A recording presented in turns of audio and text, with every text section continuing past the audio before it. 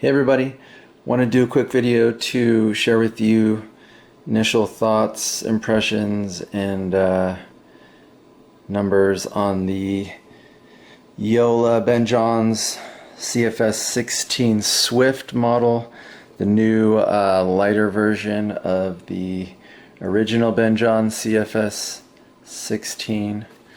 Okay, so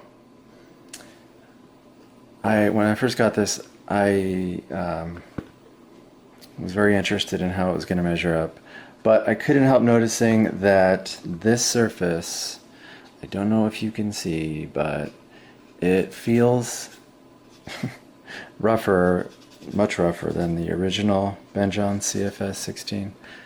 So I don't know how this thing passed the surface texture limits with the USAPA. I'm surprised, I'm impressed. I have not been able to play with it yet, I just got it today, so we shall see, but feels much rougher. In fact, sometimes when I try to move my finger across it, it gets stuck. It's so rough. I don't know if it means the grooves are a little bit deeper or what, but we'll see when we go and play, and also we will see how long it lasts. So compare that to the original. This is the original CFS 16. Okay, so aside from that issue, I don't know if this model is just, or if the one that I got is just different than the rest, or if that's going to be a feature on all of them. Who knows? But aside from that issue, the surface, it looks like it really is just lighter. The rest of the specs seem to be the same. It's probably just lighter and with slightly less head heavy. To give you some numbers here, let's go with the scale. So the OG Hyperion's CFS 16, 8.828. I know this is on the heavier end of the range.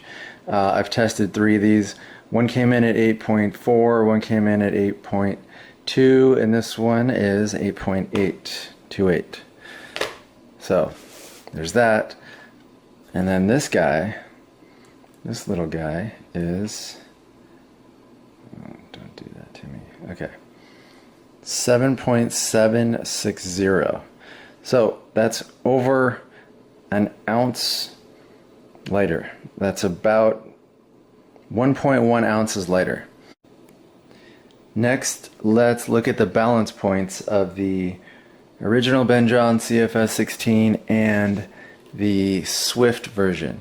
So one of the few knocks on the initial Hyperion's paddle was that it was not only heavy for some people, but a little bit head heavy, meaning more of the weight was distributed towards the head, towards the tip of the paddle.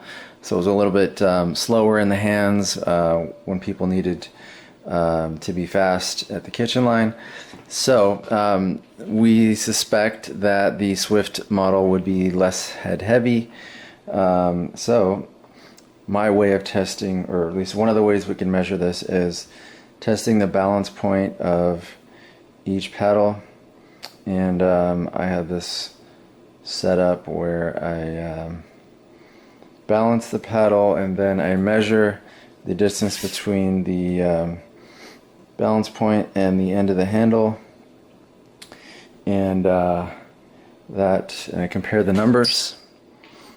So looks like this one is coming in at 9 3/4. This is the original Hyperion CFS 9 3/4. Now compare that to the Swift version.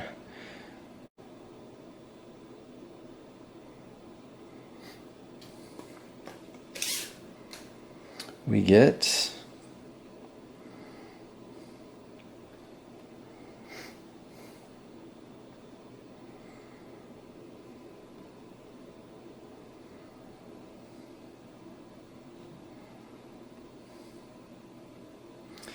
I'm gonna say 9 and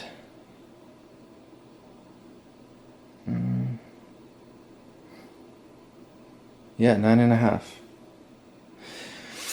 9.5. So the balance point on the Swift version is about a quarter of an inch closer to the handle, to the end of the handle, which is about right there. And the original CFS 16 is about 9 3/4, which is about right there.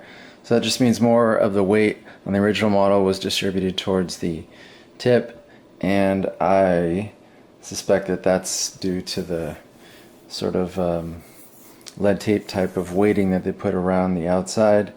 I'm not sure if they kept some of it in this Swift model or they took it out entirely.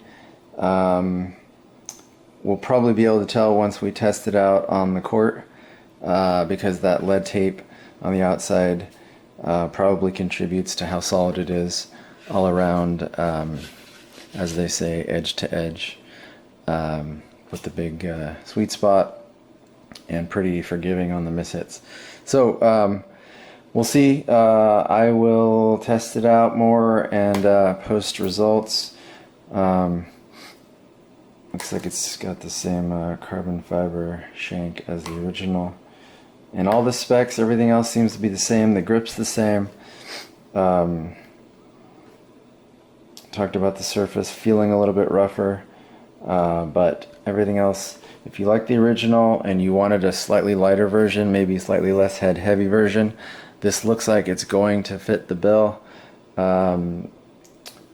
So I'm gonna test it out and I'll post another one. As always, likes and subscribes are appreciated. It helps get me closer to being able to do this full time and make more videos.